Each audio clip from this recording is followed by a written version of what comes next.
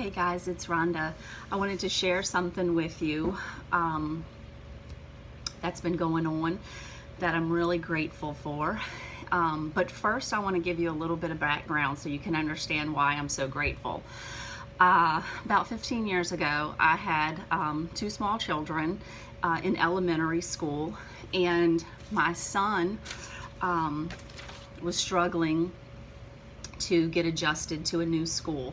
His father and I had recently separated. We were going through a divorce, and my son went to school for the first day. It was a new school, and he didn't handle it well at all. And he acted out, and he ended up getting in a lot of trouble. Of course, the school had no idea what was going on. They didn't understand that his little spirit was wounded and he was acting out. And it got to be really, really bad. And he actually ended up going to a mental hospital for a week to get evaluated. And he had struggled with what they call ADHD.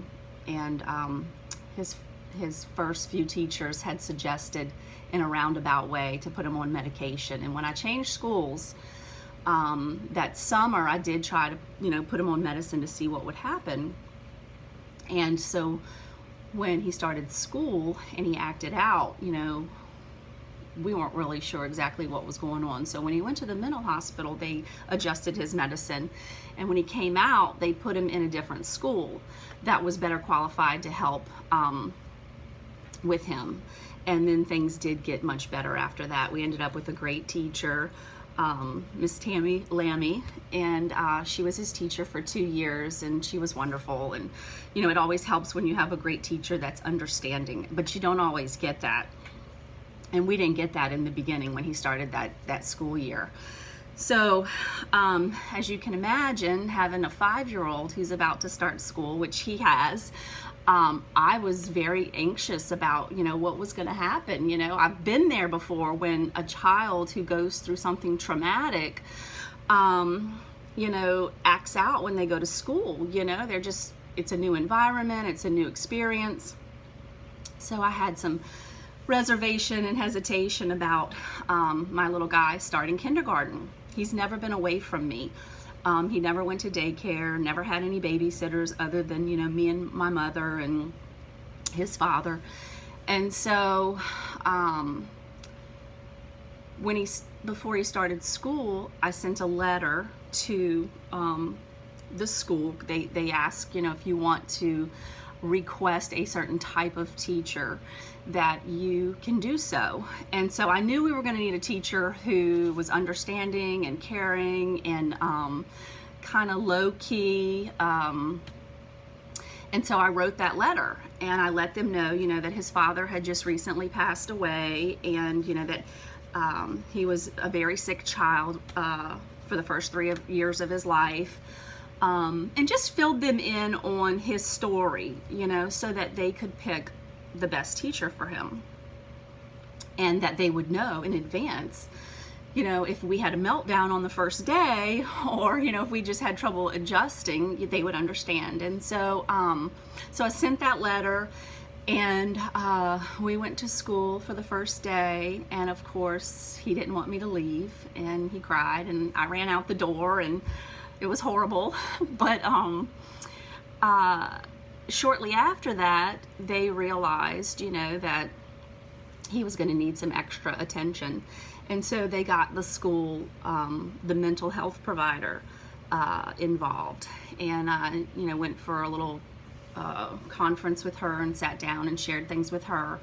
And I just wanted to give a big shout out to all that they have been doing to help my little guy get acclimated to school.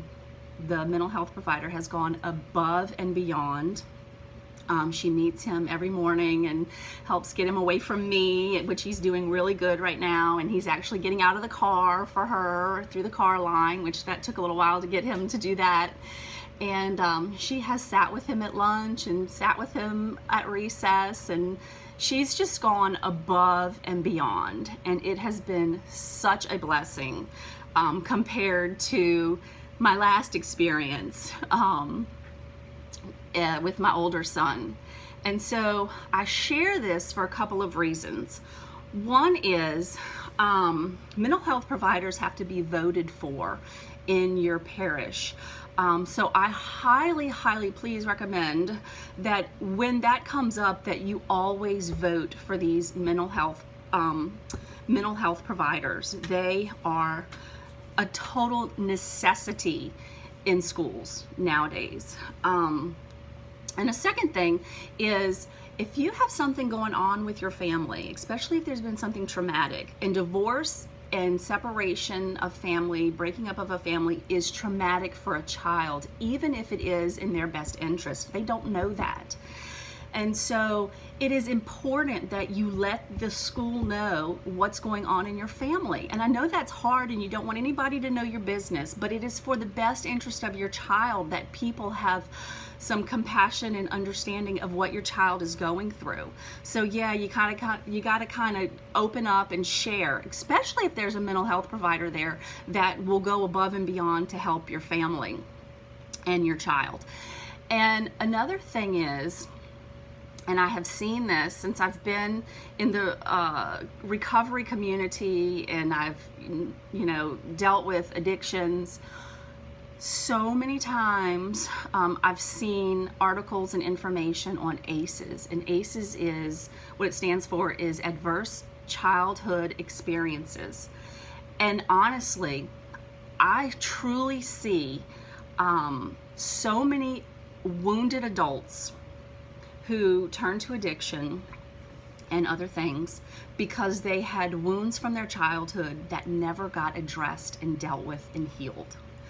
And I think with these mental health providers in our schools, it allows our children to deal with those things. But we as parents have to be advocates, and we have to be the ones that share with them what's going on. So we literally have to humble ourselves and say, you know what, this is going on in my household. This is probably or is affecting my child, and we need help, and get those resources. Take advantage of the resources that are out there that can help your family and help your child heal any wounds they get when they're children, so that they don't grow up and have addictions and other things that destroy their lives.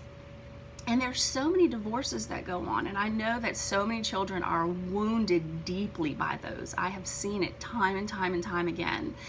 And I just wish that there was a class or something for all children to go to that go through these things. I remember seeing, not long before my husband died, I remember seeing on Facebook an article about how, by the year 2030 or some year, I don't even remember it was, that every school, will have a support group for children who've lost their parents to addiction. And I remember seeing that and just thinking, that is terrible. That is so sad. Oh my gosh, I hope that my child is never in that class, and ultimately he would be one that would benefit from it, because he did lose his dad to addiction. And he's at an age right now where he doesn't understand any of that. And he hasn't even been told any of the details about his father's death. So, because he's just not ready for it. And so, I, as the parent, am going to need to take advantage of all the resources that are available to me and him through the school system to navigate through the pain. At some point, he's going to learn more and more, and he's going to need all the help that he can get. And the mental health providers are the ones that are equipped for that. So I wanted to share that. So go vote for them when you can, share with them when you can, and deal with these hard issues when they're little. It's just imperative that we do that to protect them and prevent things manifesting and happening when they become adults. So thank you so much. I appreciate you listening.